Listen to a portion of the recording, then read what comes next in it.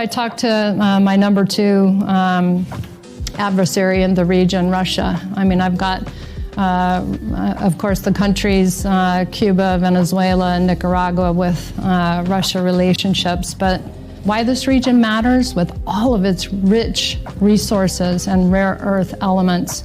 You've got the lithium triangle, which is needed for technology today. 60% of the world's lithium is in the lithium triangle: Argentina, Bolivia, Chile. You just have the largest oil reserves, light sweet crude, discovered off of Guyana over a year ago. You have Venezuela's resources as well with oil.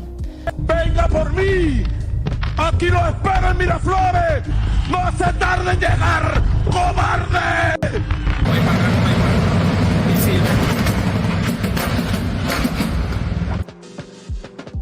What is happening with y'all out there, man? Venezuelan President Maduro arrives in the United States. Crazy, man. Trump released one of these photos and your boy is wearing a Nike fleece jacket. But let's get into the news. Revealing new information about the latest military operation in Venezuela. Maduro and his wife are now facing charges related to drug trafficking in America. The president also says the U.S. will run the country for now. Nicolas Maduro and his wife arrived on U.S. soil Saturday evening, where they will face federal charges in New York related to drug trafficking and narco-terrorism. President Trump shared this picture after Maduro was captured by an elite military team overnight in what the administration is calling Operation Absolute Resolve. Overwhelming American military power, air, land, and sea, was used to launch a spectacular assault. The president detailed the military action from Mar-a-Lago Saturday afternoon, hours after the overnight strike on Venezuela. The operation targeted military facilities and involved more than 150 U.S. aircraft and follows months of military buildup in the Caribbean. President Trump also says the U.S. will run the country until a safer and proper transition can occur. I haven't seen a DARE presentation since about 20 odd years ago. By the way, who still believes in the war on drugs? Who still believes this? Serious question.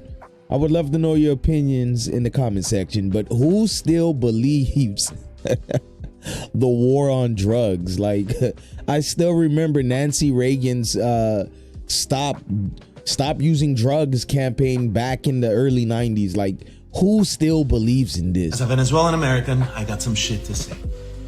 My family, my parents, my sister, my extended family, all lost everything.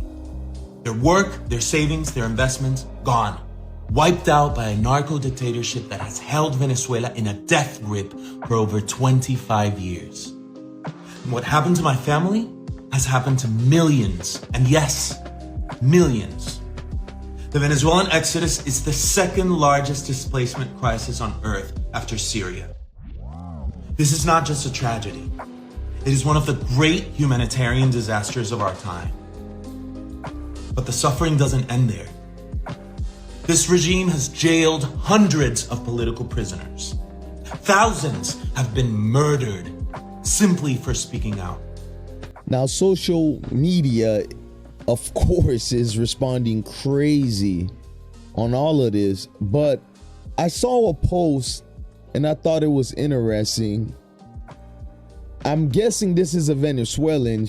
You know, the person says, "Thank you, President," from a Venezuelan. And your boy Jason responds, "Are you going to move back there?" Now, I thought that was pretty valid. You know, hey, everybody's just having fun here, guys. I mean, I don't know what to make with all of this anymore. I don't want to pretend I'm the smartest guy in the room. No matter how much research I have done, I'm not a Venezuelan. I don't live over there. That's for y'all to deal with all of that. But I will say this, as an American, it is troubling that once again, we are involved with other sovereign nations' affairs. You know, if you're a Venezuelan citizen, on one hand, I could understand if Maduro represented something that means you suffer, you're in sheer poverty, you have family members, relatives who have been sent to prison. I don't know, but I am saying this. The optics look crazy when another country occupies your country. It does look crazy. You know, no matter what you say about Maduro, just understand when you see the United States occupying a country and making the bold statement that we will run this until a peaceful transition happens, that's always the code for we're going to choose who we want so we can do what we want.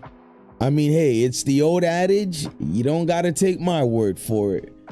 But this is Reset with me, Shaq. Don't forget to like, comment, and subscribe. Until next time.